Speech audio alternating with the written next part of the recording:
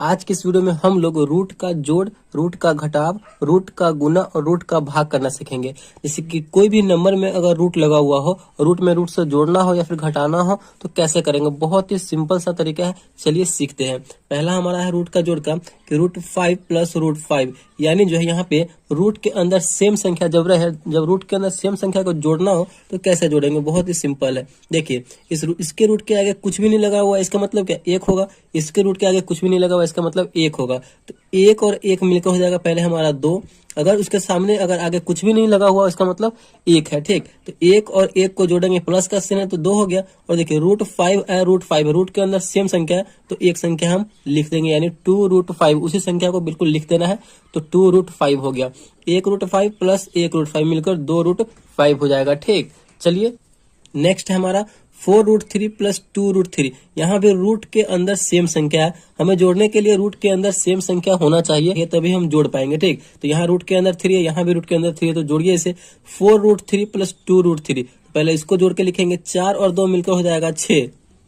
Root के अंदर same संख्या है तो ये जुड़ जाएगा, तो 6 हो गया। और √3 है, यहाँ पे हम √3 लगा देंगे, जो है वो लिख देंगे, 6√3 हो जाएगा। तो ये इसका आंसर हो जाएगा, ये इसका आंसर हो जाएगा। आई होप आपको ये समझ में आ रहा होगा। यहाँ पे देखिए 3√7 प्लस 2√2 है, तो हमें सबसे पहले क्या देखना है कि रूट के अंदर सेम संख्या है कि नहीं। तो रूट के अंदर यहाँ पे 7 है, यहाँ पे रूट के अंदर 2 है, यानी ये जो संख्या है ये सेम नहीं है रूट के अंदर, तो ये आपस में जुटेगा नहीं। यही इसका आंसर हो जाएगा, 3√7 प्लस 2√2 हो जाए, यही इसका आंसर हो जाएगा। क्योंकि जोड़ने के लिए हमें जो है इसके रूट के अंदर सेम संख्या होना चाहिए, तो नहीं है तो यही इसका आंसर हो जाएगा। आई होप आपको ये रूट का जोड़, इस टाइप के जोड़ मिलेंगे तो आप अच्छे तरीके से सॉल्व कर लेंगे। चलिए अब हम रूट का घटाव करना सीखते हैं।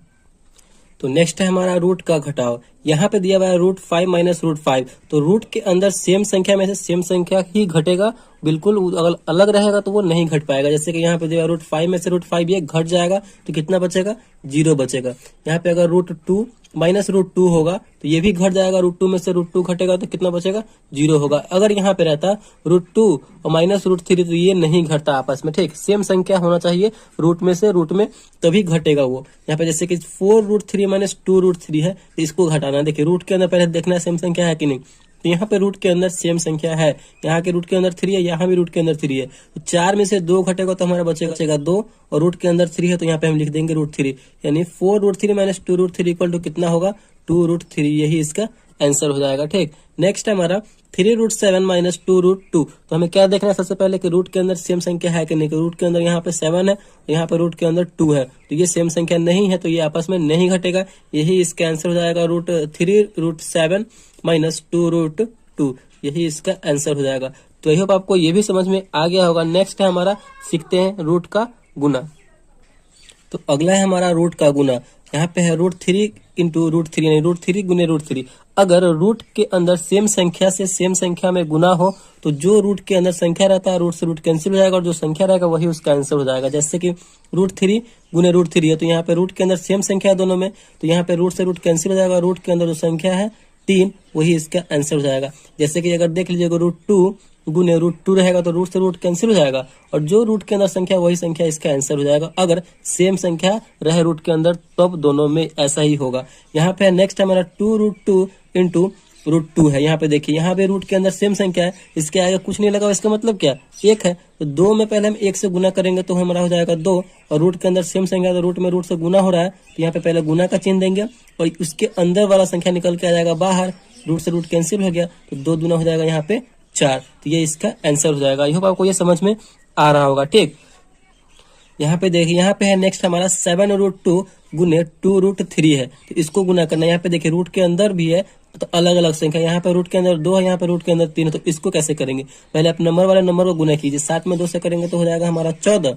यहाँ पे देखिए अब √2 में √3 से करेंगे, यहाँ पे अलग अलग रूट के अंदर है तो यहाँ पे रूट ले लेंगे, और 2 फिर 3 है तो रूट बड़ा सा रूट ले लेंगे, और उसके अंदर जो संख्या है दोनों गुना कर देंगे, तो 14 रूट 2 में 3 से करेंगे तो 2 3 हो जाएगा 6, तो 14√6 इसका आंसर हो जाएगा। ठीक, अगर आपको मतलब अलग रूट, जैसे कि √5 गुने √6 में गुना करना हो, रूट के अंदर यहाँ पे अलग है नंबर और रूट के अंदर यहाँ भी अलग नंबर है, तो ये कैसे होगा, आपको रूट ले लेना है, रूट ले लेंगे और जो नंबर रूट के अंदर है वो उन दोनों को आपस में गुना कर देंगे रूट के अंदर ही।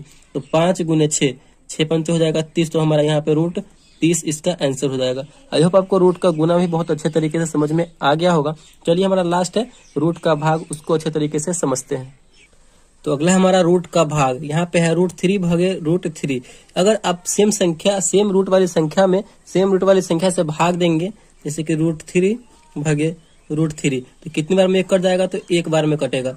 यहाँ पे एक आंसर आएगा हमेशा जब आप सेम रूट वाली संख्या को सेम रूट वाली संख्या से भाग देते हैं। तो दूसरा अगर देख लीजिए, जैसे कि √5 होगा और √5 में भाग देंगे तो कितनी बार में कटेगा? तो एक बार में कटेगा। तो यही इसका आंसर हो जाएगा। ठीक, चलिए नेक्स्ट हमारा 2√5 भागे √5 है।